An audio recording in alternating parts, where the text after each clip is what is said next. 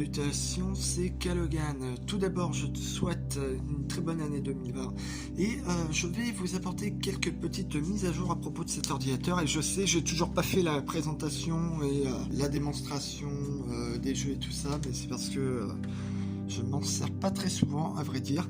Mais je vais quand même vous faire une petite mise à jour sur du matériel et des ajouts surtout qui ont été apportés. Alors déjà vous le voyez ici, alors je n'ai plus vraiment le souvenir de ce que j'avais fait comme vidéo, mais la dernière fois je crois que je vous l'avais présenté, il n'avait pas de carte graphique. Alors je vais vous refaire un topo très rapide. Alors à l'heure actuelle, la carte graphique qui est sur mon SR, donc une GTX 660 de Nvidia, j'avais essayé de l'installer sur cet ordinateur, sur cette bécane, mais visiblement ça n'a pas l'air de vouloir. Donc je ne sais, je me souviens plus si c'est parce que c'est les drivers DCH ou quoi.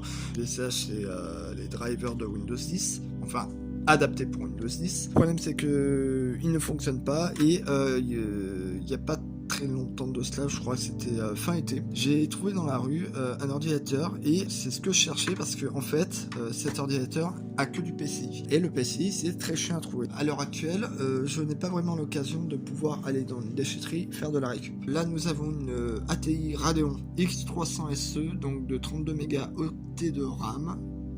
C'est vraiment pas beaucoup. Cette carte graphique est clairement pas puissante.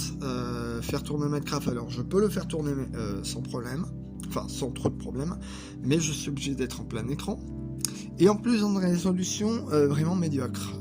Donc j'ose espérer que cette carte graphique, puis j'ai même cherché sur internet des avis tout ça, et visiblement c'est une saloperie.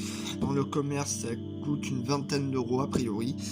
On va passer aux dernières trouvailles que j'ai fait avec mon frère la dernière fois.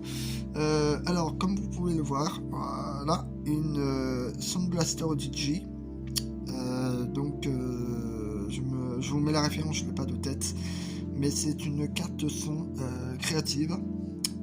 Sound Blaster ODG. La capacité de cette carte son c'est du 96 kHz, plus 24 bits, je suis pas sûr. Et il fait du 5.1 voire même du 7.1 avec émulation d'écho et tout le bordel. Je l'ai trouvé dans la rue, il était comme ça. Alors je n'ai pas le contrôleur de façade, faudra que je le cherche, si j'arrive à le trouver sur internet pour même en magasin pour que dalle, mais je l'ai trouvé tel quel comme ça sans le contrôleur malheureusement. Le problème c'est que pour les décodages avancés, là je suis obligé de passer par le décodage matériel pour le son, mais ça marche très bien, hein. J'ai téléchargé les drivers, la carte son a aucun problème de ce côté là, elle fonctionne parfaitement bien. En dessous vous le voyez, j'ai donc là ici j'ai une carte Wi-Fi qui est vraiment pourrie.